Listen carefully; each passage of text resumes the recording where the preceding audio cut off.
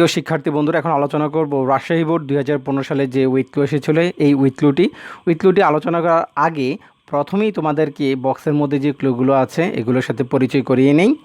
প্রথমে দেয়া আছে সলভ অর্থ হচ্ছে সমাধান করা, এনশিওর অর্থ হচ্ছে নিশ্চয়তা প্রদান করা, ইনভেইন অর্থ হচ্ছে বৃথা, অ্যাড্রেস অর্থ হচ্ছে তোমার ভাবা অথবা মোকাবেলা করা। অ্যাড্রেস অর্থ কিন্তু এখানে ঠিকানা বোঝাচ্ছে না, অবশ্যই ভালোভাবে লক্ষ্য করো। আমি এখানে কি বললাম, অ্যাড্রেস অর্থ এখানে কোনো ঠিকানা বোঝাচ্ছে না, অ্যাড্রেস দিয়ে বোঝাচ্ছে এখানে কি মোকাবেলা করা অথবা ভাবা। ওয়ার্ক অবশ্যই তোমরা জানো এর অর্থটি মাস্ট, একটি মডেল ভার্ব যার অর্থ হচ্ছে অবশ্যই বোঝায়। মাস্ট দিয়ে সবসময় অবশ্যই এমন টাইপের কোনো অর্থ বোঝায়। প্যারামাউন্ট অর্থ হচ্ছে তোমার সর্বোচ্চ। প্যারামাউন্ট অর্থ কি সর্বোচ্চ অথবা বড়। অরিজিনেট অর্থ হচ্ছে উৎপত্তি হওয়া অথবা সৃষ্টি হওয়া। অরিজিনেট অর্থ কি উৎপত্তি হওয়া অথবা সৃষ্টি হওয়া। আপলিফমেন্ট অর্থ হচ্ছে তোমার উন্নয়ন। ব্যালেন্স অর্থ হচ্ছে তোমার ভারসাম্য। কল অর্থ হচ্ছে তোমার ডাকা অথবা বলা। আর ফর হচ্ছে এখানে একটা প্রিপোজিশন যার অর্থ হচ্ছে জন্য। তো সবগুলোর সাথে আমরা পরিচিত হয়ে গেলাম। এবার আসো আমাদের মূল টপিকটি আমরা শুরু করি।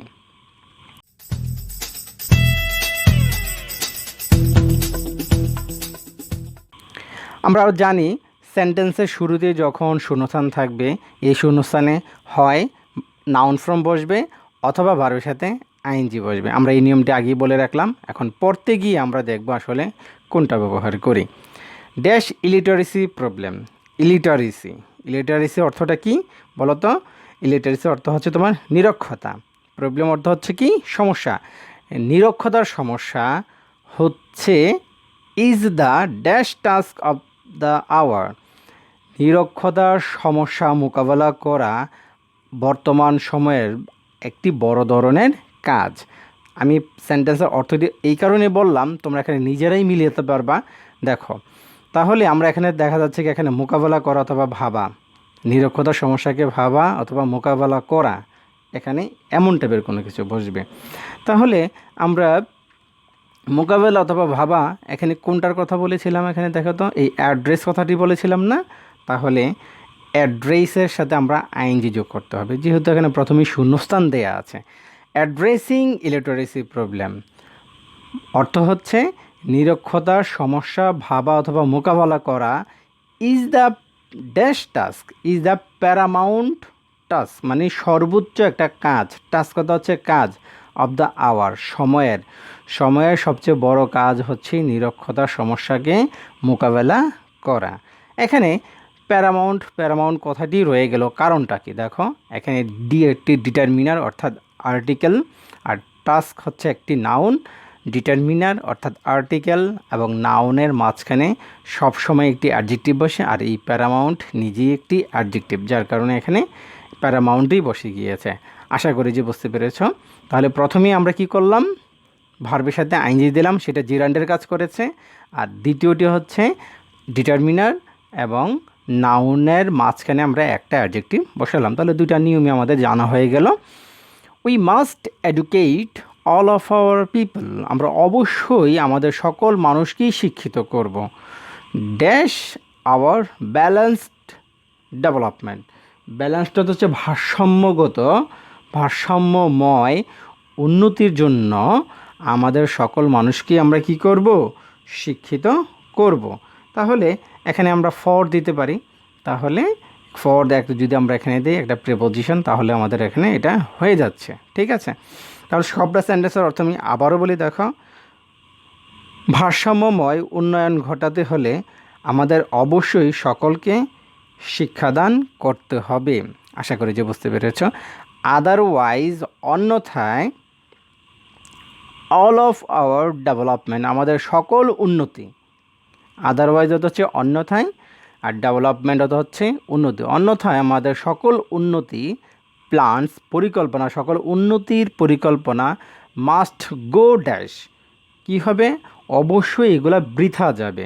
তাহলে বৃথায় আমরা কি পড়েছিলাম? বৃথা ইংলিশ ইন ভেইন, আর ইন ভেইন এটি একটি ফ্রেজ, যার কারণে সেন্টেন্সের কনটেক্সট অনুসারে আমরা এখানে এটা বসিয়ে দিলাম ইন ভেইন কথাটি, ঠিক আছে। সব সেন্টেন্সের অর্থ আমি আরেকবার বলি, অন্যথায় আমাদের সকল উন্নতির পরিকল্পনা কি হবে? বৃথা হবে বা বৃথা যাবে। ওকে, পরবর্তীতে আসো। If we can educate hour people, যদি আমরা আমাদের জনগণকে অর্থাৎ মানুষকে শিক্ষিত করতে পারি, ক্যান অর্থ হচ্ছে তোমার পারা, যদি করতে পারি, হাফ অফ আওয়ার প্রবলেমস, আমাদের অর্ধেক সমস্যা, হাফ অর্থ হচ্ছে অর্ধেক আর প্রবলেমস অর্থ হচ্ছে তোমার সমস্যা, আমাদের অর্ধেক সমস্যা will be automatically dash, will be automatically সমাধান হয়ে যাবে। হ্যাঁ, তাহলে সমাধান ইংরেজি আমরা কি বলেছিলাম? সলভ বলেছিলাম, কিন্তু এখানে তো এসে বলবো যে স্যার এখানে সলভ তো হয়নি, এখানে হয়ে গেল সলভ। কেন? আমরা জানি will be, can be, could be, should be, having, being, getting, এগুলোর পরে সবসময় আমাদের ভার্বের পাস্ট পার্টিসিপল ফর্ম বসে, যার কারণে এখানে কি হয়ে গেল? সলভ হয়ে গেল। আশা করি যে বুঝতে পেরেছ। তাহলে আমাদের অর্ধেক সমস্যা কি হবে? অটোমেটিক্যালি নিজেইভাবে বা স্বয়ংক্রিয়ভাবেই সমাধান হয়ে যাবে। দ্যাটস ওয়াই, যার কারণে education is dash the nerve of development, যার কারণে শিক্ষা হচ্ছে কি? শিক্ষাকে বলা হয়, দ্যাট ইজ ওয়াই, যার কারণে এডুকেশন ইজ কল্ড, শিক্ষাকে বলা হয় বা শিক্ষাকে ডাকা হয়। তো এখানে বলা, ঠিক আছে। তা এখানে এই যে কল কথাটি থেকে, এই যে কল কথাটি থেকে এখানে কল্ড কেন হলো, তাই তো? দেখো এখানে একটি লিঙ্কিং ভার্ব দেয়া আছে, ইজ দেয়া আছে, ইজের পরে সবসময় ভার্বের পাস্ট পার্টিসিপল ফর্ম হয়, যার কারণে আমরা এখানে কল থেকে কল্ড বসালাম, ঠিক আছে। দ্যাট ইজ ওয়াই, যার কারণে শিক্ষাকে বলা হয় the nerve of development, nerve অর্থ হচ্ছে স্নায়ু আর ডেভেলপমেন্ট অর্থ হচ্ছে উন্নতি, যার কারণে শিক্ষাকে উন্নতির স্নায়ু বলা হয়।